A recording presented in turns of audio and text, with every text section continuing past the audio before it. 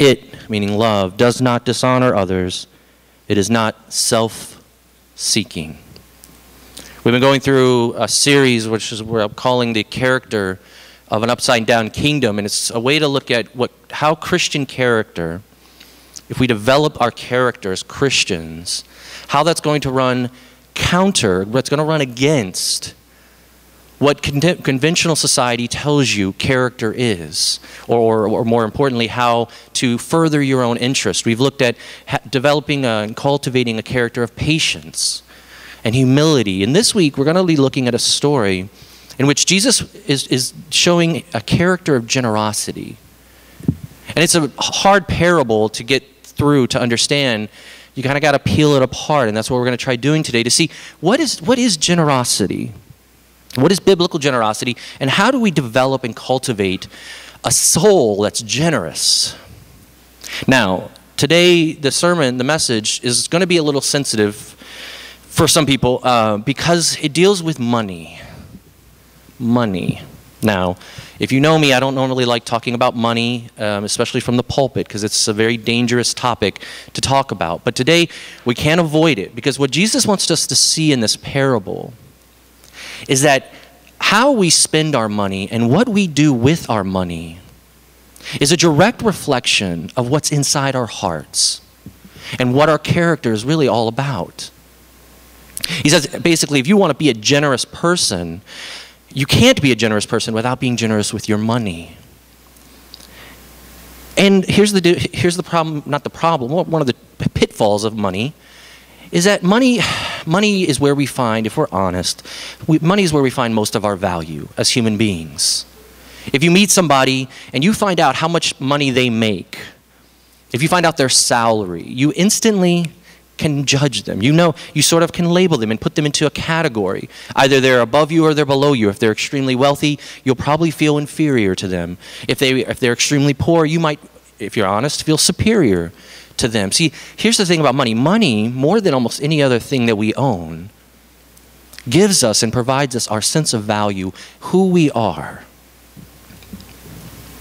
Money helps us judge people. Money helps us accept people in certain ways. When you know about somebody's wealth, it changes the way in which you relate to them. There's a story of two brothers were talking, two guys were talking, and one guy said, well, my brother just got married, and his friend says to him, oh, really? How long were they dating? And he says, not that long. He fell in love at second sight. And the friend says to him, what do you mean second sight? How did he fall in love at second sight? You mean first sight, right? He fell in love at first sight with his... No. He says, no, he fell in love at second sight because the first time he met her, he didn't know how much money she had. It's supposed to be a joke, people. Come on. Okay, good. At least I got a little chuckle. Okay. That's to say this. Money helps us judge and evaluate others and ourselves. And here, the word for wealth actually that's used is a tricky word. It's actually a word mammon, and has a very, very rich history, this word. And in the Bible, this word mammon that's used for wealth in this story, it's used to talk about greed, excess, but most importantly, it's used to talk about wealth that is self-serving. And what I mean by that, it's used to talk about wealth that makes you happy, that meets your needs, that meets your ends. That's the wealth Jesus is talking about here. He's not saying it's bad to be rich. We have plenty of biblical examples of people who are extremely prosperous and yet extremely wealth does not exclude you from the kingdom of God. That's not what he's saying. You go from Joseph to Lydia in the New Testament, many examples of wealthy Christians. No, he's saying, it's not just wealth. It's when wealth turns into mammon. And this word, you can go through all the history of literature, you'll find this word is depicted almost always as sort of a devil, as sort of an evil. Duplancy was an occultologist, and he wrote a book where he went through and assigned all the fallen angels names and descriptions, and he actually drew pictures. And you can find this on the internet. His picture of Mammon is this little sniveling beast. Looks like a head of a lion, but with makeup that skews his facial structures. He looks almost grotesque, and he's small, and he's feeble, and he's hunched into a corner, and he's holding on to these loaves of bread, clutching them, with a sneer on his face. Delancey was trying to say this is what mammon is. This is what wealth can be. Milton in Paradise Lost, Mammon is one of the fallen angels, and he says something very interesting actually. Mammon in Paradise Lost is talking to all the other fallen angels, and he says, he's giving them a lesson, and he says to seek our own good from ourselves, and from our own life, from our own live to ourselves. He says, seek your own good. This is Mammon's lesson to the fallen angels. Serve yourself, he says, and from yourselves live. And here's something that Milton, Delancey, this is what all these writers who talk about Mammon, this is what they understand, that Jesus says and that we lose in our modern culture. And it's this: money is not a neutral thing. Money and wealth either will rule you or you will rule it. Either you will use your money for your own good, or you will use your money for the good of others. There's no neutrality there. Jesus says this. This is why he says you can't worship two masters. Wealth, more than any other thing that you and I possess, it'll either possess us or we will possess it. And Jesus is saying here this: how you spend money is a direct reflection of the character of generosity that you're cultivating in your heart. And so I want to look at what wealth is today in this story. I want to look at what wealth does. And ultimately, I want to look at where wealth is from. What is wealth? What does it do? And where is it from? First, our wealth. What is it? Look at the story here. And in the story, of course, in the parable, you and I are supposed to take the role of the financial manager. And God is supposed to take the role of the master. Now, this is maybe a little difficult for some of us to understand what this person's actual role was, because we're not accustomed to this. It's sort of like having an investor handling your money. Here's what the financial manager was. He was a manager of the master's money. And because of that, he had no entitlement to that money whatsoever. It wasn't his money. The financial manager was sort of like acting like the CFO for the master in the story. So the master would give him large sums of money. This manager would then go out and lend that to people. Now, what we can understand here, what we can imply or infer from the business practices of the day is that this financial manager, as with most financial managers, because it wasn't his money, he put a tax on it. He charged interest when he loaned it out. That's why they call him the dishonest manager. Because at this time, as you may know, in biblical times, interest was a very taboo thing to charge people. But what the financial manager did was he took his master's money, which wasn't his, and he lent it out to his friends, but he charged them excessive interest, sometimes double. Now, why is that important to know? It's important to know this because if we're going to get to generosity, if we're going to start to understand what true Christian generosity is, it starts with knowing where our place is. And our place isn't the same as this financial manager. He was a steward. The money wasn't his. He didn't own anything. He had no right to it. He had no entitlement. He didn't own it. He was managing it. And in the same way, when you and I look at our wealth, when you and I look at our bank accounts, our money, the first thing we have to realize if we're going to let the gospel seep into our hearts, if we're going to start to get toward being a generous person, is to realize that it's not ours to begin with. None of it ever is. We're not entitled to it. We don't own it. Now here, this is the problem with modern day people. Most of the time they'll say something like this, especially a Western thinking. They'll say, well, no, it's insane. Of course it's my money. I earn it. I went to school for it. I worked hard. I got my degrees. I go to work every day. Of course I earn it. You know? I have my master's degree. And let me put it this way. If you were born in England in the 17th century as a slave, do you think you'd have your master's degree? No. We have to all admit that we are nothing more than a product of our circumstances. We don't have any entitlement to our wealth because we didn't earn it in the first place. We're stewards. We're managers of wealth.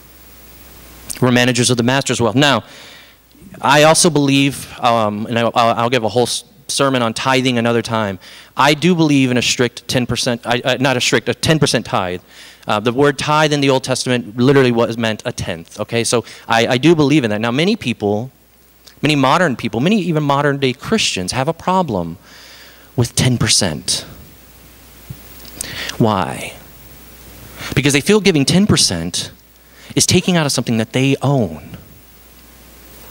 But if you start with the premise that you are a steward and nothing more, that the money's never yours to begin with, your wealth is just your circumstances, and it's a free gift. All the money that you have, all the wealth that you have, what it does is it starts to free you up to look at it differently. Let me put it this way. If somebody came to you on the street, somebody who's very wealthy, and they said, can you manage my money? You said, sure. And they said, if you manage my money, I'll let you keep 90% of it. You just got to give 10% back. Who wouldn't sign that business deal? Somebody comes to you and says, here's all my money, you keep 90%. I just need 10. Just give me 10. You would jump at that opportunity. Of course, in this, see, too often we approach the issue of tithing. We look at the 10% and say, wow, that's a lot. We're not looking at the 90% that was never ours to begin with. The first step towards generosity is to free you up, to realize that we're nothing more than stewards, managing money, managing wealth. Now, if you start with that premise, if you start with that basic fundamental understanding, it'll launch you into seeing what money, not only what wealth is, but what wealth does, what wealth can do. And look back at this story. We see what wealth can and should do for us, what our money should be doing for us. We see this in what the dishonest manager does when he loses his job. Do you notice what he does? It looks like he's buying friendships, and in a way he kind of is. But here's what it's a little more subtle. He goes back to two people, and he says, well, how much do you owe? And they say, well, 1,000. And he says, well, let's reduce it. What is he doing here? What we can infer, what commentators all will say, is that he is taking away the extra interest that he charged in the first place. And that means he's sacrificing his own income. Do you realize that? That's what he's doing. He's going to these people and he's saying, listen, I charged you extra so that I can make money. But what I'm going to do now is I'm going to give that right back to you. Now I have nothing. See, the manager here, they call him, he goes from being the dishonest manager to the shrewd manager because he starts to understand a little bit of what wealth can do. He starts to see that wealth, generosity, is a bridge to friendships. He says, you know what? Whatever I accomplish here on this earth, this dishonest manager would say, how much interest I've charged, it's all going to rot. It's going to go away. It's going to fail me. Soon I'll be dead, and I won't have this wealth. But what I'm going to do while I'm alive is use my wealth to establish friendships. He's giving money to people. Do you realize this? He goes back and he repeals this tax.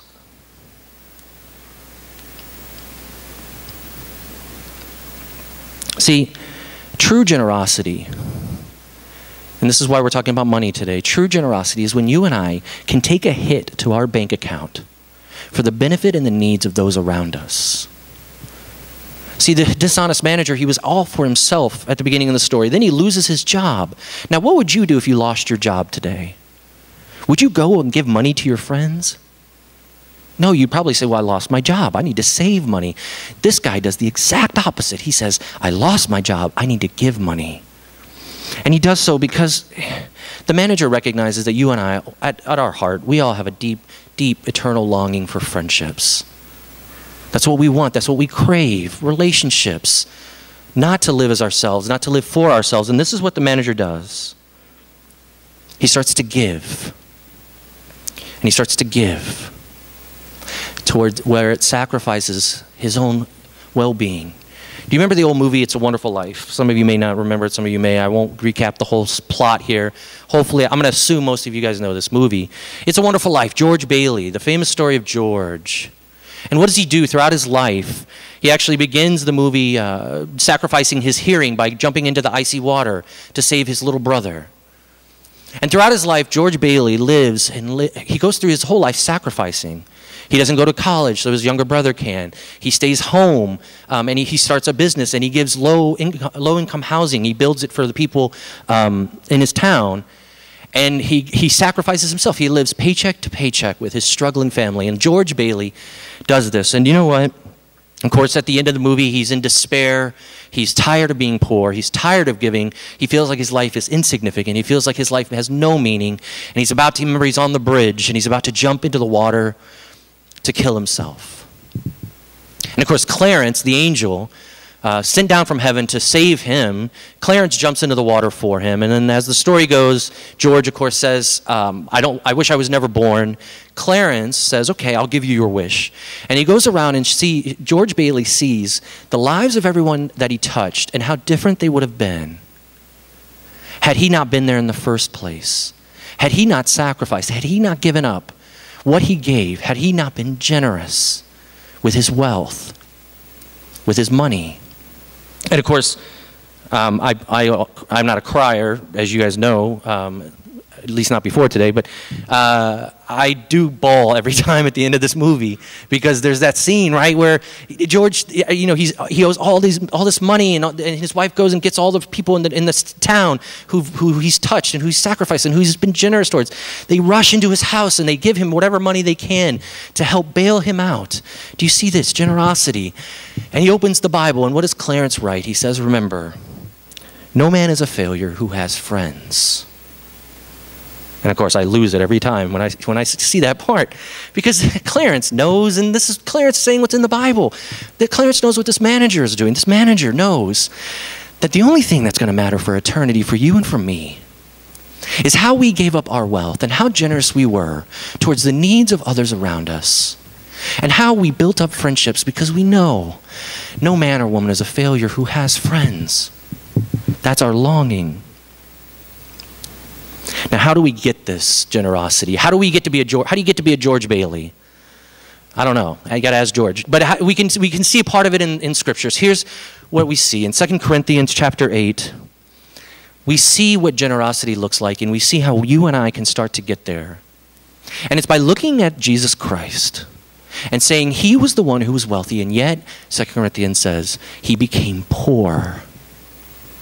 He chose not to worship Mammon, his wealth. He could have stored it up, but he gave it away. And here's how you and I get extreme generosity. It's by first realizing that our money is not ours to begin with. And secondly, it's by realizing that our money, the sole purpose of it is to give to friends, for friendships. 2 Corinthians talks about Macedonia, the church in Macedonia, and they were poor, Paul says. And he says, though they were poor, they insisted on giving money to the church in Jerusalem when that church was going through a famine. And this is where the context of which Paul talks in 2 Corinthians, he says, hey everybody, 2 Corinthians, church in Corinthians, you rich guys. By the way, the church in Corinth was very wealthy. He says, look at you. Now look at this poor Macedonian church. And they gave money that they didn't even barely have. And they did it, he says, because they saw the one who emptied himself first. They saw the generosity of Jesus first, and that moved them. Here's what I'm going to tell you, brothers and sisters.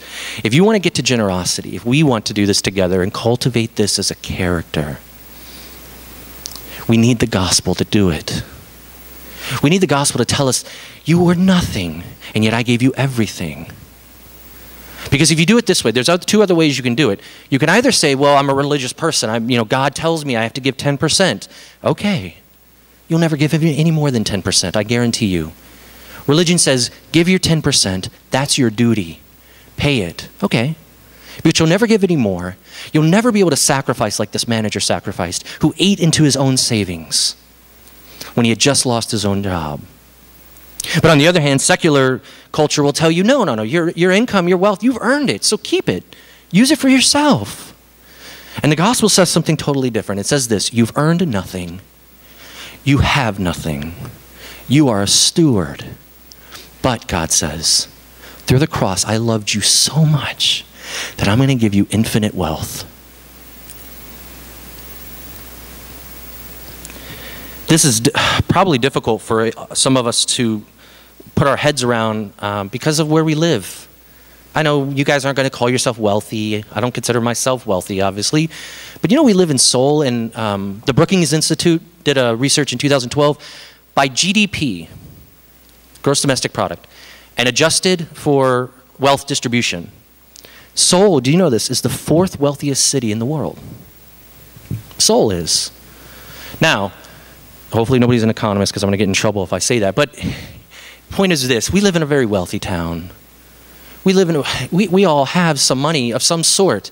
We may not consider ourselves rich, but we have something. And this parable says this: if the gospel breaks into your heart, it will give you a law of love that so compels you to give of your money radically and differently than all of society around you says. Society, capitalism, tells us store it up. Jesus says, give it away. Lewis Smedes wrote, and I put this quote in your outline, he wrote in a book called Mere Morality, where he's basically saying, this is basic information for Christians. This is how you got to live. Basic practical information. He says this about generosity. He says, the cross is a sign that Christ's law of love asked more than the common sense of benevolence. Love, as we see it in Christ, knows no limits. It keeps pushing us beyond what good sense tells us what we have to do. Have I written one check to help feed poor people? Love pushes us to write one more, and one more after that, until there is no money in the account. Life, of course, does put limits on love. We cannot give the extra $1 if our account is overdrawn. We cannot give medicine to 3 wounded people if we have only enough for 1. But, Smedes writes, love drives us beyond the limits of our own resources, even if it cannot undo these limits. Ordinary benevolence or ordinary generosity does have limits built into it. It does not lead to a cross. It only asks us, do what one reasonably can for other people's welfare. It is a cold form of care, cautious lest it go too far. Its general aim is to increase the good in the world without decreasing our own unreasonably. A religious ideal of charity may go far beyond the common call of ordinary benevolence, the philosopher concedes. But such heroics are not the duties of rational benevolence. The law of Christian love asks for so much more. What he's saying is this: the law of love that you see through the cross ought to compel you to be radically generous in your giving towards other people, towards your friendships. Invite people over for dinner. Take them out for dinner. Go buy them something that they need. Not something you want to give them, something they truly need. Now, the good thing about the internet and being a preacher is that if I ever need a sermon illustration, I can Google something. And you'd be surprised that there's tons of sermon illustrations online. So you can I Googled generosity and the parable, and I said, okay, I'm running dry here. I need a good story. I need a good quippy story to finish up this sermon, to get you guys smiling a little bit and to walking away thinking about generosity. And you know what? Oh, the stories I found were so lame, okay? Their generosity, there are all these great stories of generosity. You know, the woman who gave $1 a day that she didn't have, and this guy who gave $5 to an orphanage that he didn't really have. And you know what all those stories have in common? I read all these stories, all of them, almost all of them have in common. At the end of the story, the person who gave all the money got a windfall back. Isn't that nice? Now, we worship a God who gave away everything and got nothing back, except us. There is no happy ending to the cross except through the resurrection. You can look at all the stories of generosity and all these people who gave, and it'll make your heart feel warm. At the end of the day, you're going to be wanting to get something back, like these people in the story did. Doesn't that sound great? Give $1 away, and you'll get thousands back. It doesn't work like that. Biblical generosity says you give everything away, because Jesus gave everything away for you. He who was the king, he who had wealth, lost it so that he could gain us. How much freer does that make us to give towards others? To live radically generous lives where we don't keep money, we give it away. And like George Bailey, hopefully we can look and remind ourselves that no man is a failure who has friends. Use your money. Use it up for others. That's biblical generosity. That's the gospel. Doing only a shadow of what God did for you on the cross. That's how you get to be a George Bailey. Please pray with me.